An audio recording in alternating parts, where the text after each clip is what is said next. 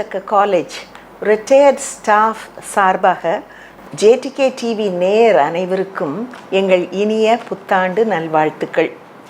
Senior சாராஸ் ஆகிய நாங்கள் வழங்கும் தேவனும் குடும்பமும் என்ற இந்த நிகழ்ச்சிக்கு உங்களை அன்புடன் வாழ்த்தி வரவேற்கிறேன்.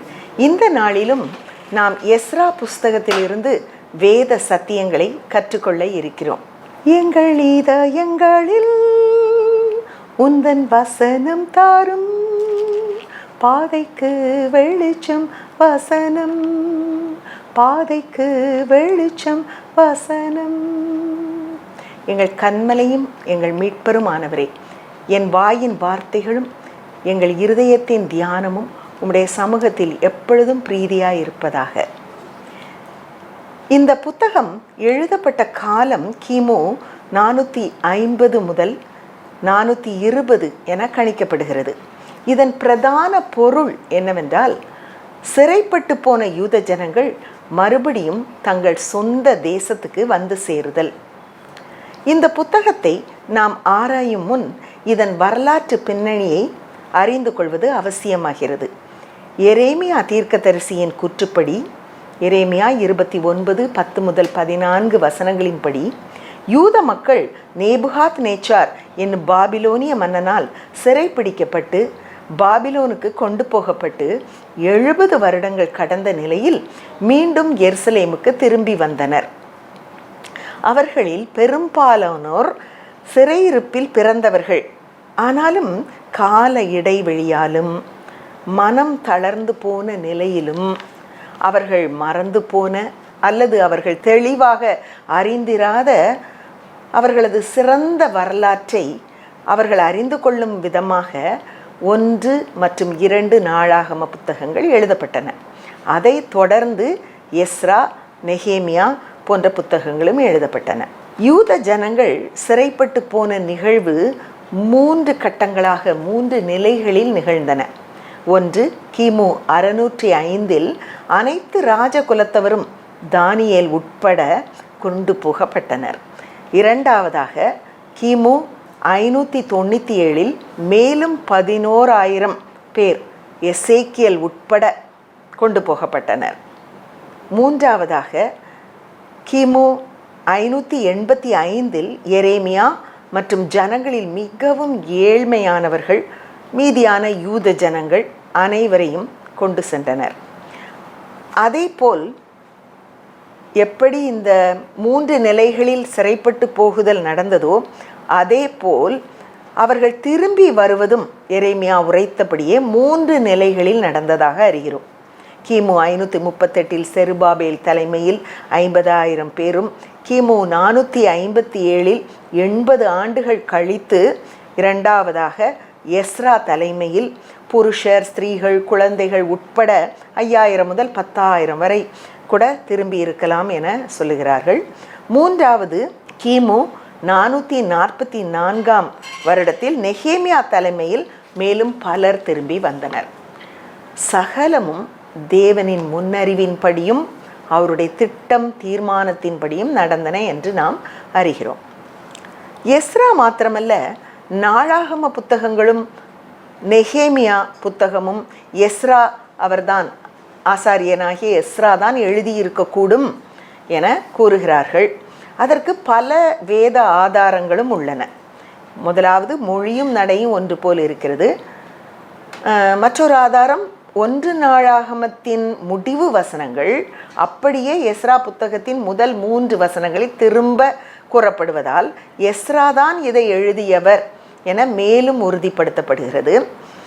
இந்த எஸ்ரா என்னும் ஆசாரியர் மற்றும் வேதபாரகனை பற்றி வேதத்தில் மிக நல்ல குறிப்புகள் கொடுக்கப்பட்டுள்ளன.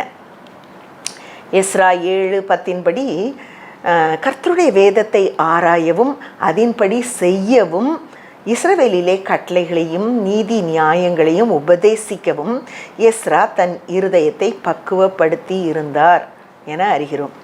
தேவன் இஸ்ரவேலுக்கு கொடுத்த கற்பனைகளிலும் வார்த்தைகளிலும் படித்து தேறின வேதபாரகனாகிய எஸ்ரா என வேதம் அவரை குறித்து சாட்சி பகருகிறது.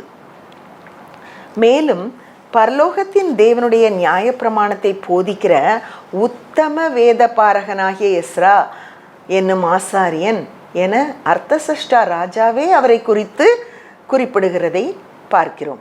இதில் விசேஷம் என்னவென்றால், அவர் பாபிலோனிய சிறையிருப்பில் பிறந்திருந்தும் தேவாலய சம்பந்தமான பலி, காணிக்கைகள், பாரம்பரியங்கள் பற்றிய சூழ்நிலையில் வளராதிருந்தும் அவரே வேதபாரகனாகி அதை பிறருக்கு உபதேசிக்கக்கூடிய அளவுக்கு கற்று தேறியிருந்தார் என நாம் அறிகிறோம்.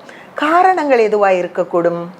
ஒன்று, ஆசாரிய குடும்பத்தில் பிறந்தவர், ஆரோனின் சந்ததியில் நேரடியாக வந்தவர். தேவனும் குடும்பமும் என நாம் ஆராயும் இவ்வேளையில் நாம் அறிந்து கொள்ள வேண்டிய ஒரு காரியம் என்னவென்றால், எஸ்ராவின் பெற்றோர் சிறைப்பட்டு போன அந்த தேசத்திலும் தங்கள் தேவனை மறவாமல் 70 வருட முடிவில் தங்கள் தேசத்திற்கு திரும்பி செல்வோம், எரேமியா உரைத்த அந்த தீர்க்க தரிசனத்தை அறிந்தவர்களாக திரும்பி செல்வோம் என்ற விசுவாசத்துடன் தங்கள் குமாரனை வேதத்தின் சத்தியங்களுக்குள் வழி நடத்தி இருந்தனர். ஆகவே அவர் ஒரு சிறந்த வேத பாரகனாக கற்று தேறியிருந்தார். இரண்டாவதாக, தேவனுடைய தயவுள்ள கரம் அவர் மேல் இருந்தது என 6 முறை இந்த புத்தகத்தில் வருகிறதை நாம் காணலாம். அவர் நியாயப்பிரமாணத்தை போதிக்கிறவர் என்று அர்த்தசஷ்டா ராஜாவே குறிப்பிடும் அளவிற்கு அவர் தேறியிருந்தார். எல்லாவற்றுக்கும் மேலாக தன்னை அர்ப்பணித்தவராக, இந்த பணிக்கென்றே தன்னை அர்ப்பணித்தவராக, அதற்கென்று தன்னை தகுதிப்படுத்தி ஆயத்தப்படுத்தி கொண்டவராக, தன் இருதயத்தை பக்குவப்படுத்தி கொண்டவராக இருந்தார் என அறிகிறோம். தன் ஜனங்களுக்கு தான் அறிந்து கொண்ட தேவனின் கட்டளைகள், அவரது திட்டம், அவரது கண்ணோட்டம் யாவையும் கற்றுக் கொடுக்க தன்னை அர்ப்பணித்து கொண்டிருந்தார். தேவ கரமும் மனுஷ தயவும் கூடி கிடைக்க பெற்றவராய் இந்த மேன்மையான பணிக்கு, அதாவது தேவ ஜனத்தை போதித்து கற்பித்து சீர்படுத்தி நிலைப்படுத்தும் பணிக்கு தேவனிடமிருந்தும் ராஜாவிடமிருந்தும் அதிகாரம் பெற்றவராய் அவர் வந்தார். இவர் இயேசு கிறிஸ்து குறிப்பிடும் ஒரு நல்ல வேத பாரகனை போல காணப்படுகிறார்.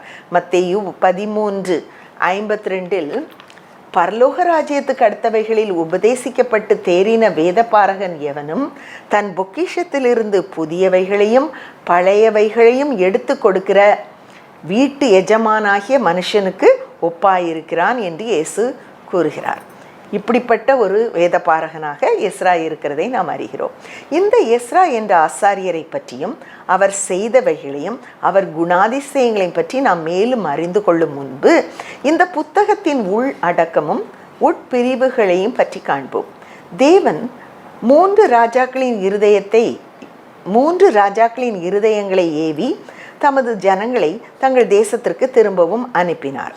கோரேஸ், தரியு மற்றும் அர்த்தசஷ்டா. எஸ்ரா புஸ்தகத்தின் 10 அதிகாரங்களையும் 2 பகுதிகளாக நாம் பிரிக்கலாம். முதலாவது பகுதி 1 முதல் 6 அதிகாரங்கள். கோரேஸ் ராஜாவின் கட்டளைப்படி சுமார் 50,000 யூதர்கள் பாபிலோனிலிருந்து தாவீதின் வம்சத்தானான செருபாபேலோடும் பிரதான ஆசாரியனாக யெசுவாவோடும் திரும்பி வந்தனர். கோரேஸ் ராஜா பாபிலோனிலிருந்த தேவனுடைய ஆலயத்து பணிமுட்டுகளையும் பொன்னையும் வெள்ளியையும் நிறுத்து யூதாவின் அதிபதியாகிய சேஸ்பாத்சாரிடம் கொடுத்ததாக நாம் அறிகிறோம். பாபிலோனிய வழக்கப்படி சிறைப்பிடிக்கப்பட்ட பலருக்கு பெயர்கள் மாற்றப்பட்டிருப்பதை நாம் அறிவோம். உதாரணமாக தானியேலுக்கு பெல்தேசாட்சார் என்றும் அவர் சிநேகிதருக்கு பல மறுபெயர்கள் இடப்பட்டதையும் நாம் அறிவோம். அதன்படி செருபாபேலின் மறுபெயர் சேஸ்பாத்சார் என நாம் கூற முடியும். மேலும் சகரியா 4:9 மற்றும் எஸ்ரா 3:9 முதல் 16 வசனங்களை வாசித்து இணைத்து பார்த்தோமானால் ஆலயத்தை அஸ்திபாரமிட்டது சேஸ்பாத்சார் என்னும் செருபாபேலே என்பது விளங்கும். அவர் யெசுவா என்னும் பிரதான ஆசாரியின் உதவியோடு தேவனின் பலிபீடத்தை கட்டுகிறார். 3ஆம் அதிகாரம் 2ஆம் வசனம். பின் கூடார பண்டிகையை ஆசரிக்கிறார்கள். படிப்படியாக தேவன் கற்பித்திருந்த பரிசுத்த பண்டிகைகளை தகன பலிகளோடும் உற்சாக பலிகளோடும் செலுத்துகிறார்கள். மேலும் யாவரும் ஒருமனப்பட்டவர்களாக நின்று 3:9 நின்று தாவீதின் கட்டளைப்படி கர்த்தரை துதிக்கும்படி ஆசாரியரை நிறுத்தி கர்த்தர் நல்லவர், அவர் கிருபை என்றும் உள்ளது என புகழ்ந்து துதித்தார்கள். மாறி மாறி பாடினார்கள். முந்தின ஆலயத்தின் மகிமையை கண்ட மூத்த ஆசாரியரும் ஜனங்களும் ஒருபுறம் அழ, மீதி பேர் கம்பீரிக்க மகா ஆரவாரம் உண்டாயிற்று. யூதாவின் சத்துருக்கள் மனதில் நல்லெண்ணம் கொள்ளாத சிலர் தாங்களும் வந்து இந்த கட்டுமான பணியில் சேர்ந்து கொள்ள வேண்டும் என விரும்பினார்கள். ஆனால் செருபாபேலும் மற்றவர்களும் தெளிவாக திட்டமாக கண்டிப்பாக மறுத்துவிட்டனர். உங்களுக்கும் எங்களுக்கும் சம்பந்தம் இல்லை என்று கூறினர். அதனால் அவர்கள் மூலமாக ஒரு மனு எழுதப்பட்டது. ராஜாவுக்கு அது அனுப்பப்பட்டது. ராஜா அதை ஆராய்ந்து பார்த்தபோது சில உண்மைகள் அதிலே கண்டறிந்தார். தற்காலிகமாக தேவனுடைய ஆலய வேலை நிறுத்தி வைக்கப்பட்டது. தேவனுடைய ஆலய வேலை சுமார் 57 முதல் 60 வருடங்கள் தடைப்பட்டது என நாம் அறிகிறோம். மக்கள் தங்கள் இந்த காலகட்டத்தில் தங்கள் அர்ப்பணிப்பை கொஞ்சம் மறந்து போனார்கள். அவர்கள் தங்கள் வீடுகளை கட்டவும், குடியிருக்கவும், தோட்டங்களை நாட்டவும், இப்படியாக தங்கள் காரியங்களையே அவர் கவனிக்க தொடங்கினார்கள். அப்பொழுது தேவனுடைய தீர்க்கதரிசிகளாகிய ஆகாய் மற்றும் சகரியா மூலம் கர்த்தருடைய வார்த்தை உண்டாயிற்று. இதை நாம் ஆகாய் 1:4-8 வசனங்களிலே தெளிவாக வாசிக்கிறோம். இந்த வீடு பாழாய் கிடக்கும்போது நீங்கள் மச்சிப்பாவப்பட்ட வீடுகளில் குடியிருக்கும்படியான காலம் இதுவோ?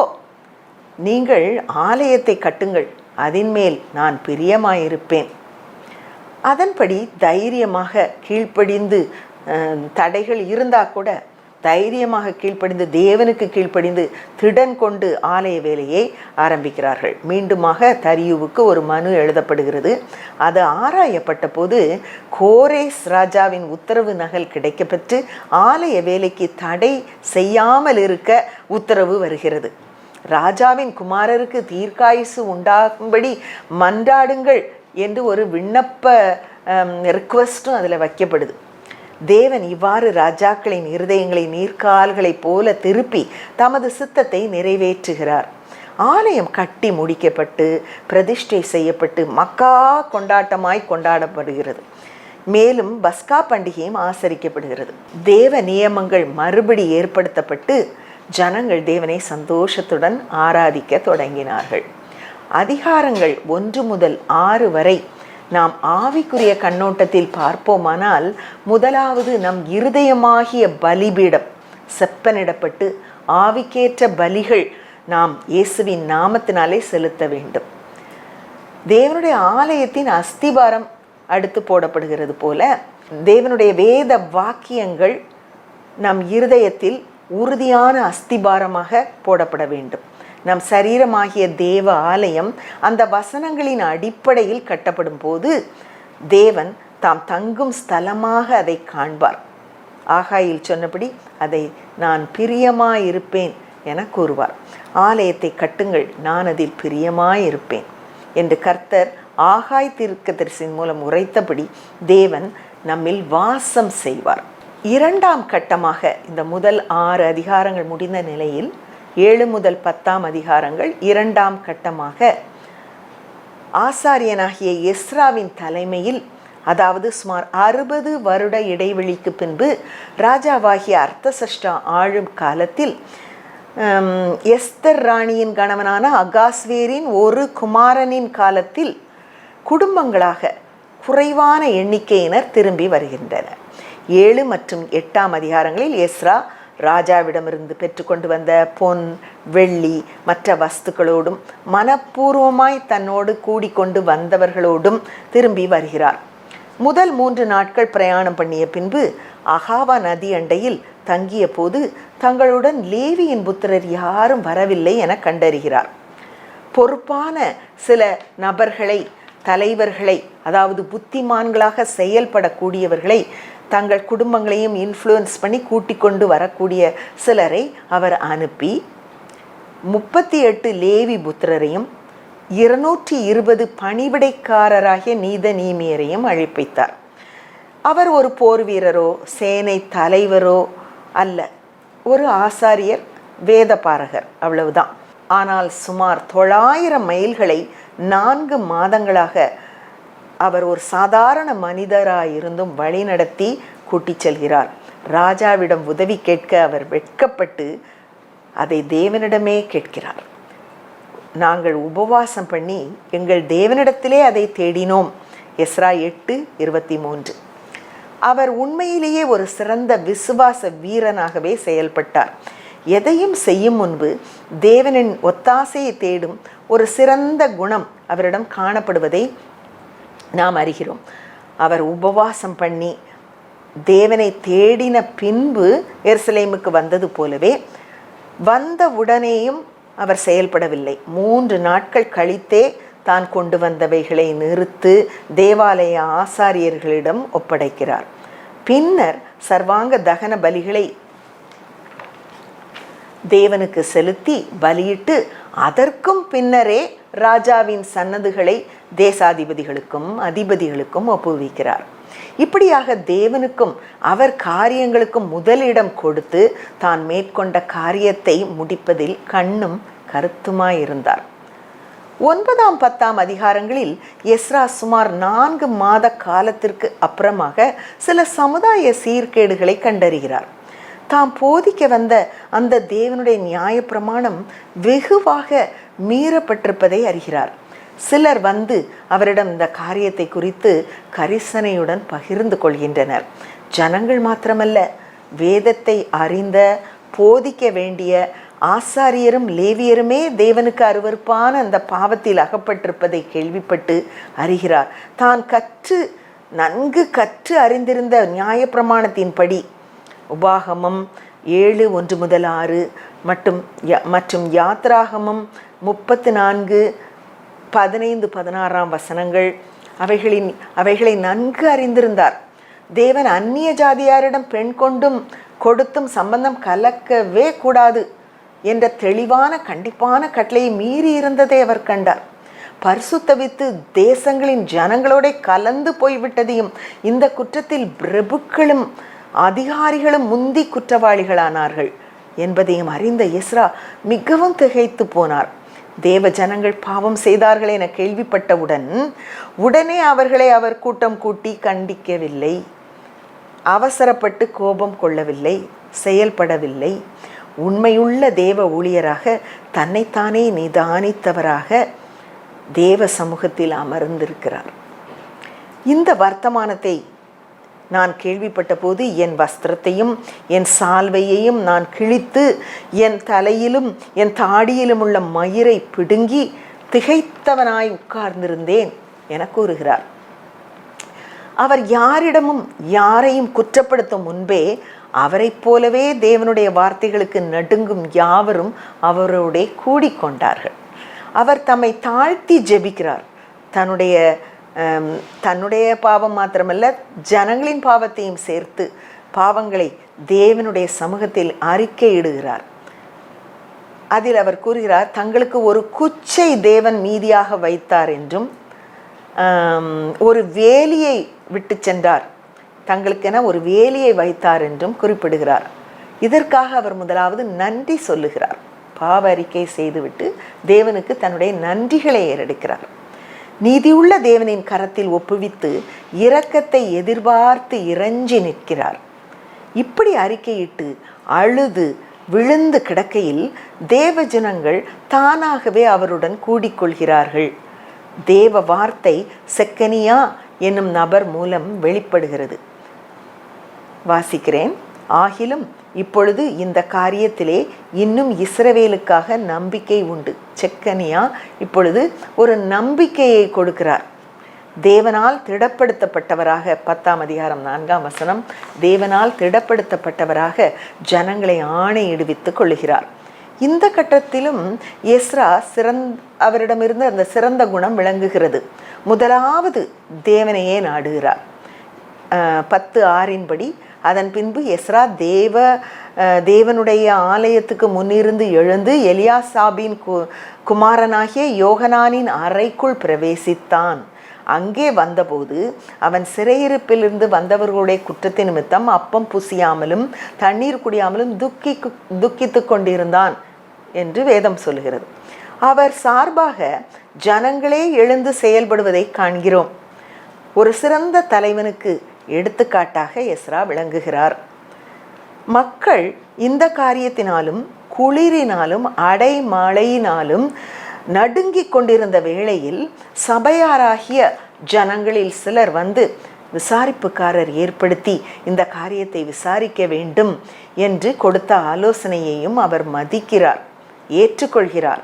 இந்த கட்டத்திலும் அவர் ஒரு பண்படுத்தப்பட்ட தலைவராகவே விளங்குகிறார்.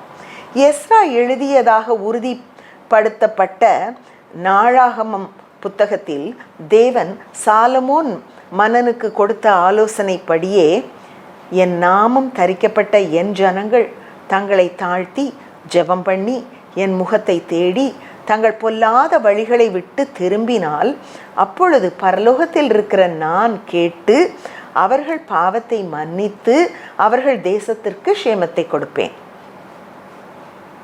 என்ன ஒரு ஆச்சரியம்! ஒரு தனி மனிதன், மேலும் அவனோடு கூடிக்கொண்ட வசனத்துக்கு நடுங்குகிற நபர்கள் அனைவரும் சேர்ந்து தங்களை தாழ்த்தி ஒப்பு கொடுக்கும்போது தேவன் தேசத்திற்கே க்ஷேமத்தை கொடுப்பேன் என்று கூறுகிறார். சபையில் சுமார் 100 பேர் இந்த குற்றத்திற்கு உள்ளானவர்கள் என அறிகிறார்கள். அதாவது மறுஜாதியான ஸ்திரீகளை கல்யாணம் பண்ணியிருந்தவர்கள். அவர்களை விட்டு விலகி தங்களை சுத்திகரித்து கொள்ள ஒப்பு கொடுக்கிறார்கள் அந்த 100 பேருமே.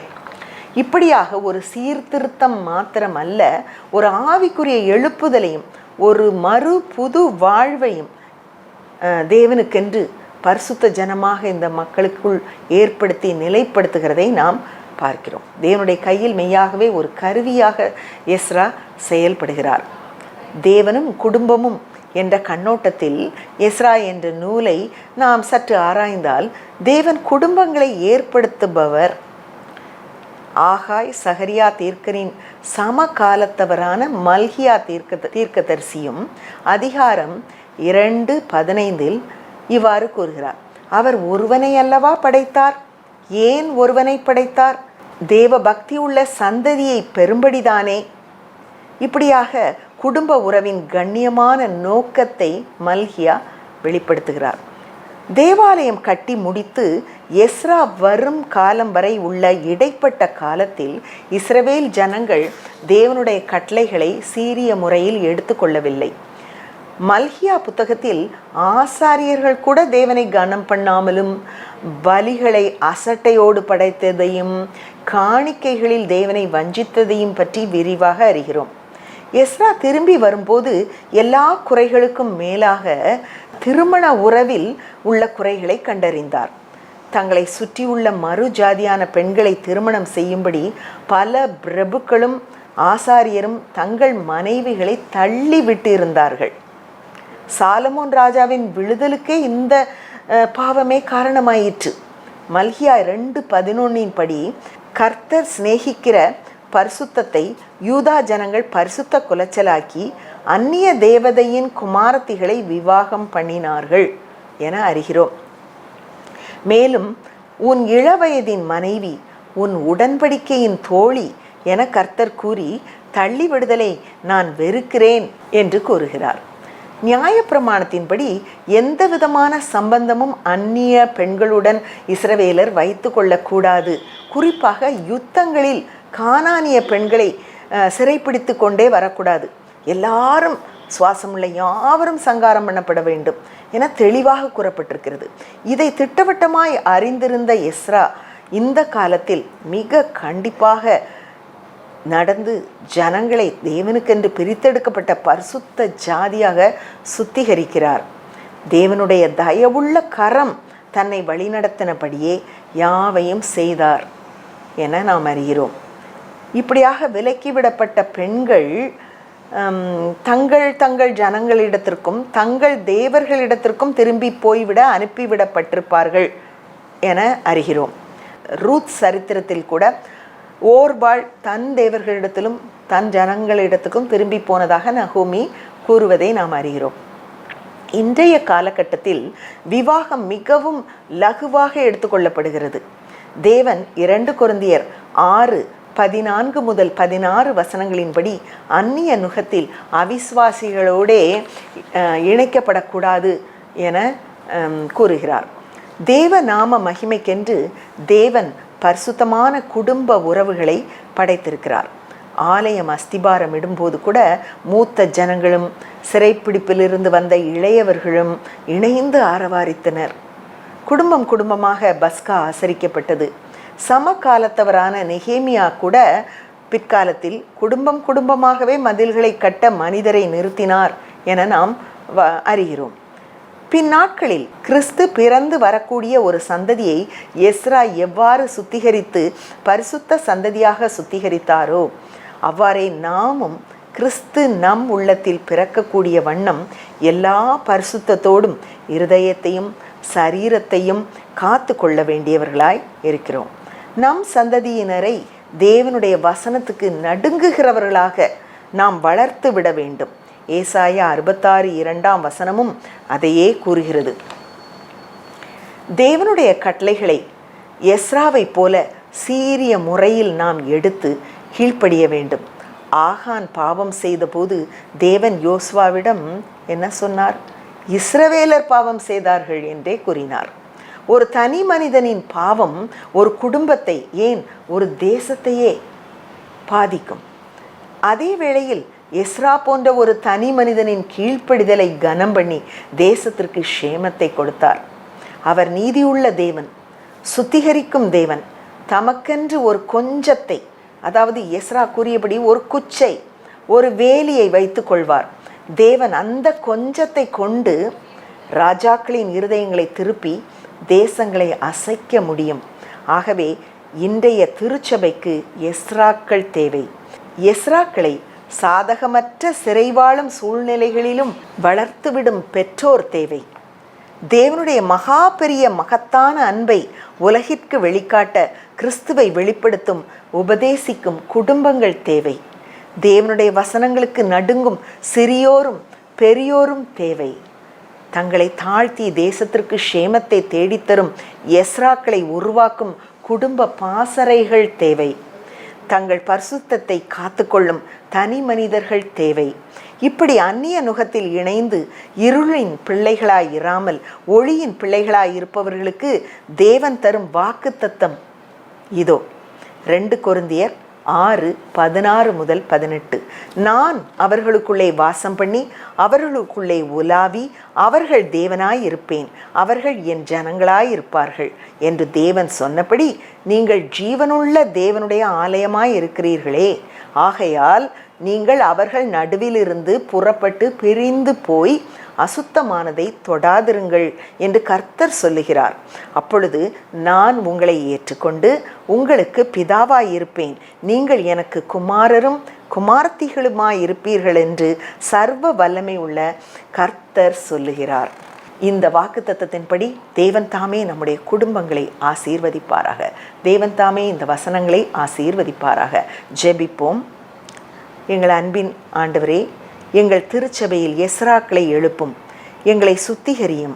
பொல்லாங்கானவன் இந்த வசனங்களை எடுத்து போடாதபடிக்கு உண்மையும் நன்மையுமான இருதயத்தில் காத்து பொறுமையோடு நாங்கள் பலன் கொடுக்க எங்களுக்கு உதவி செய்யும்.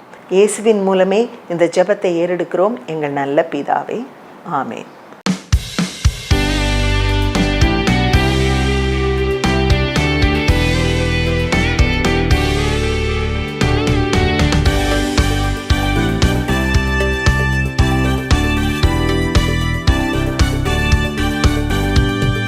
படைத்தவரே, பாதுகாப்பவரே, பிதாவே உமக்கு ஸ்தோத்திரம். உந்தன் சமூகமதில் இந்த நேரமதில் கூடினோம் ஸ்தோத்திரம் ஸ்தோத்திரம், கூடினோம் ஸ்தோத்திரம் ஸ்தோத்திரம். எங்கள் இதயங்களில் உந்தன் வசனம் தாரும், பாதைக்கு வெளிச்சம் வசனம், பாதைக்கு வெளிச்சம் வசனம்.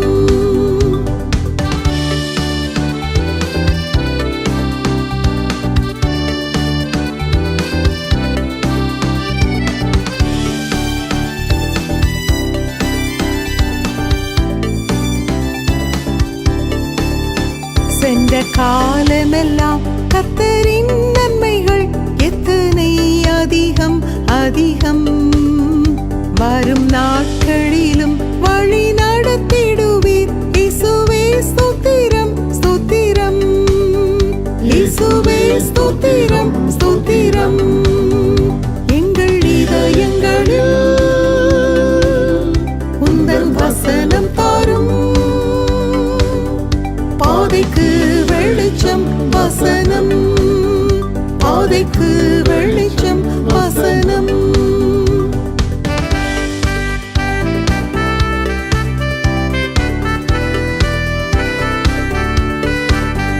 தூய பாதையிலே நாங்கள் நடந்து செல்ல ஆவியின் கிருபை தந்திடும். உண்மை அன்பு கொண்டு நாங்கள் வாழ இன்று நிரப்பும் ஸ்தோத்திரம் ஸ்தோத்திரம். நிரப்பும் ஸ்தோத்திரம் ஸ்தோத்திரம். எங்கள் இதயங்களில் உந்தன் வசனம் தாரும். பாதைக்கு வெளிச்சம் வசனம். பாதைக்கு வெளிச்சம் வசனம். எம்மை படைத்தவரே பாதுகாப்பவரே பிதாவே உமக்கு ஸ்தோத்திரம். உந்தன் சமூகமதில் இந்த நேரமதில் கூடினோம் ஸ்தோத்திரம் ஸ்தோத்திரம். கூடினோம் ஸ்தோத்திரம் ஸ்தோத்திரம். எங்கள் இதயங்களில் உந்தன் வசனம் தாரும். பாதைக்கு வெளிச்சம் வசனம். பாதைக்கு